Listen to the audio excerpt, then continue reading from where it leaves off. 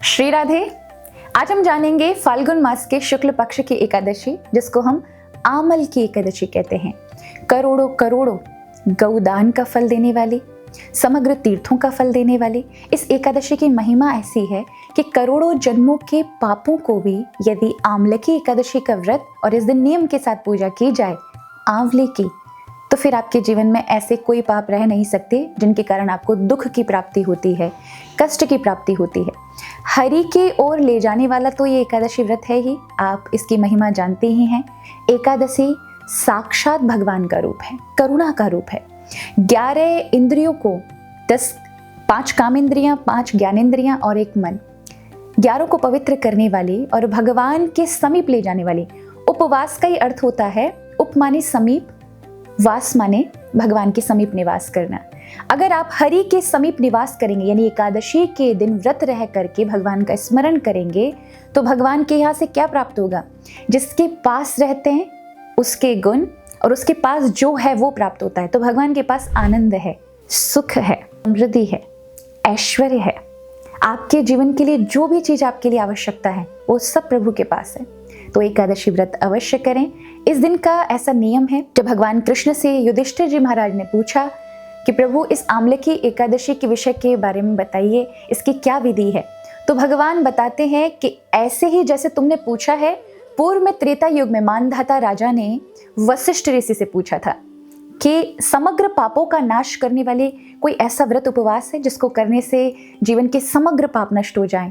तो वशिष्ठ जी कहने लगे, राजन, एकादशी वैसे तो महान पुण्य है, महान तप की श्रेणी का उपवास है, किंतु उसमें भी आंवले की एकादशी की बड़ी महिमा है।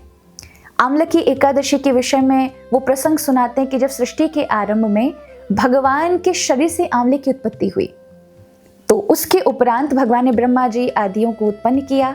ब्रह्मा जी ने अपने ही शरीर से, मन से मरीचि, त्वचा से भृगु, प्राण से वशिष्ठ, कानों से पुलस्त, कर से क्रतु, पवित्र गोद से नारद और अंगूठे से दक्ष प्रजापति की उत्पत्ति की। तो उन सभी ब्रह्मर्षियों ने जब पूरे विश्व का भ्रमण किया, पूरे ब्रह्मांड का भ्रमण किया, तो उन्होंने आंवले के वृक्ष को देखकर अत्यंत आश्चर्य जताया कि इससे पूर्व के कल्प में भी हम ही थे। हमें तो सृष्टि के हर एक वस्तु का पता है जो सृष्टि के प्रलय के बाद भगवान में लीन हो जाती, पर यह वृक्ष कब बन गया इसके विषय में तो हमें पता नहीं है। तभी आकाशवाणी हुई कि वृक्ष कोई नहीं, अपितु मेरा ही रूप है। आप कौन हैं, ऐसा पूछा। तो फिर आकाशवाणी ने कहा, मैं सनातन विष्णु हूँ, नारायण हूँ। ये जो तुम देख रहे हो आंवला, ये मेरा ही शरीर है। इसका मात्र स्मरण दर्शन करने से 1 गुना फल की प्राप्ति, सेवन करने से 3 गुना फल की प्राप्ति होती है, यानी खाने से। तो आंवला पुण्य बढ़ाने वाला है। जिनको जीवन में अत्यधिक पुण्य की प्राप्ति करनी है, उन्हें आंवलों का दान करना चाहिए। और इस दिन विधि बताई है कि इस विधि को करने से आपको आपकी ये आंवले की एकादशी तुरंत फलदायी होगी, क्योंकि विधि के साथ, नियम के साथ किए हुए कार्य का तुरंत परिणाम है। ये भी याद रखें, ये इसे सामान्य ना समझें। जब विधि का पालन होता है तो उस विधि के चलते आपका मन, आपका शरीर और आपकी समृद्धि, तीनों की ही बढ़ोतरी होती है, तीनों ही बढ़ते हैं। इस शरीर को लेने के बाद भी तो इससे इस शरीर को जो भी आवश्यकता है वो सभी वस्तुओं की मनुष्य को आवश्यकता है। इसलिए जब हम हमारे धन से वस्तुएं खरीद करके और प्रभु को निवेदन करते हैं, तो इसका अर्थ होता है कि हमारे जीवन में इन वस्तुओं की कभी कमी ना रहे। तो भगवान के व्रत उपवास में कभी कंजूसी, लोभ वृत्ति नहीं करनी चाहिए। अगर प्रभु ने सामर्थ्य दिया है तो अवश्य इस विधि का पालन करें, और यदि नहीं दिया है तो भी व्रत उपवास करके जो भी आप अपने सामर्थ्य के अनुसार कर सकते हैं वैसा करें। तो नियम ऐसा है कि आप सुबह, जिस दिन एकादशी है उस दिन सुबह उठें, पवित्र जगह की मिट्टी लें, चाहे आपकी तुलसी की मिट्टी है या फिर बेलपत्र के नीचे की मिट्टी है, आंवले के नीचे की मिट्टी है, उसे लेकर अपने शरीर पर लगाएं। लगाते समय ये प्रार्थना करें, हे माँ भगवती पृथ्वी, आपके ऊपर न जाने कितने प्राणी चलते हैं, गाड़ी, घोड़े, और भगवान वामन ने भी आपको नापा था, क्योंकि बिना आपको नापे स्वर्ग आदि सुख देवताओं को नहीं मिल सकते थे। इसलिए वामन भगवान ने आपको नापा, आपका उपयोग किया। हे भगवती, हम रात दिन आपका उपयोग करते हैं, पर मेरे जीवन के अनंत पापों का विनाश करने के लिए आप माध्यम बने। आज एकादशी आमलकी, मैं इस मृतिका को लगा करके आपसे ये विनय प्रार्थना करती हूँ या करता हूँ कि आप मेरे जीवन के समग्र पाप ताप संताप हटा दें। और उसके बाद पूरे शरीर पर लगाने के बाद भगवान नारायण का नाम लेके स्नान कर लें। और उसके उपरांत जब जल में स्नान करें तो भी ये प्रार्थना करें, हे जल देवता, आप समग्र सृष्टि को जीवन दान देने वाले हैं। पसीने से उत्पन्न पेड़ों से या जो भी खाद्य इत्यादि वृक्ष इत्यादि हैं, उनमें जल के कारण ही जीवन मिलता है। तो मेरे जीवन के जितने भी पाप संताप हैं उन सब का विनाश करें। ऐसे स्नान कर लें और भगवान के समक्ष जाकर संकल्प करें कि आज मैं निराहार या फलाहार 24 घंटे की इस एकादशी का व्रत कर रही हूँ और इस व्रत में भगवान कोई भी विक्षेप मेरे जीवन में ना आए, मुझ पर आपकी प्रसन्नता हो, आपका अनुग्रह हो। इसी भाव से मैं आपकी प्रसन्नता के लिए व्रत कर रही हूँ और जल छोड़ दें।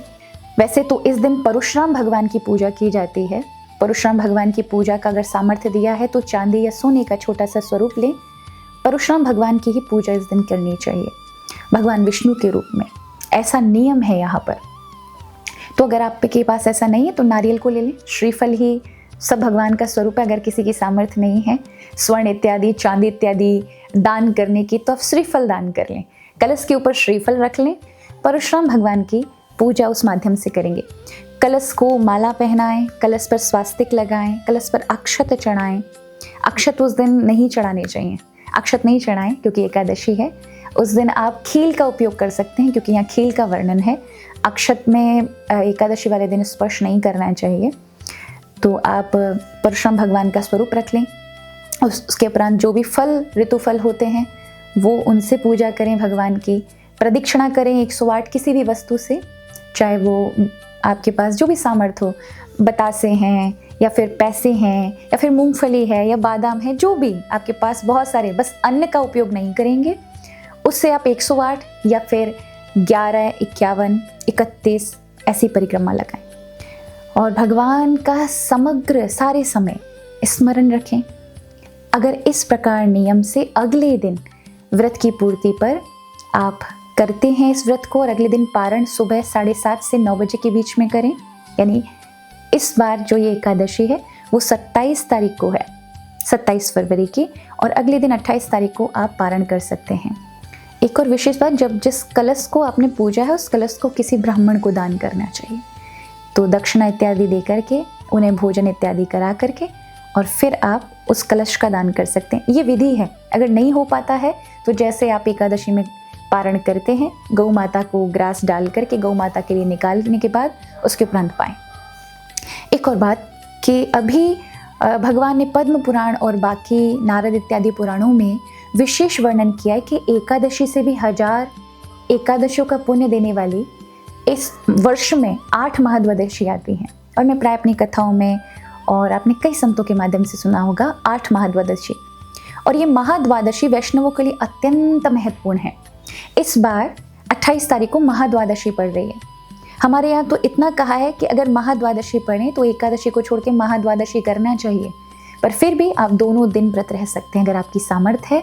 जो वैष्णव संप्रदाय, निम्बार्क संप्रदाय से दीक्षित हैं, उनको महाद्वादशी व्रत को रहना ही चाहिए, अनिवार्य है।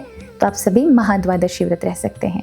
अगले दिन आप एकादशी को करेंगे तो 28 तारीख को पारण करना है और 28 तारीख को फिर से व्रत आरंभ करते हैं तो फिर अगले दिन 29 तारीख को करना है। इस समय अगर दो बार व्रत जो रख रहे हैं उनको एकादशी का पारण सुबह करना है, जल से कर लें या कोई फलाहार से कर लें। उसके उपरांत फिर महाद्वादशी का व्रत रखें। उसके अगले दिन त्रयोदशी को सुबह ही उसी समय अगले दिन आप पारण कर सकते हैं। यानी अगर 28 को महाद्वादशी व्रत रख रहे हैं तो 29 तारीख को सुबह आप पारण करें।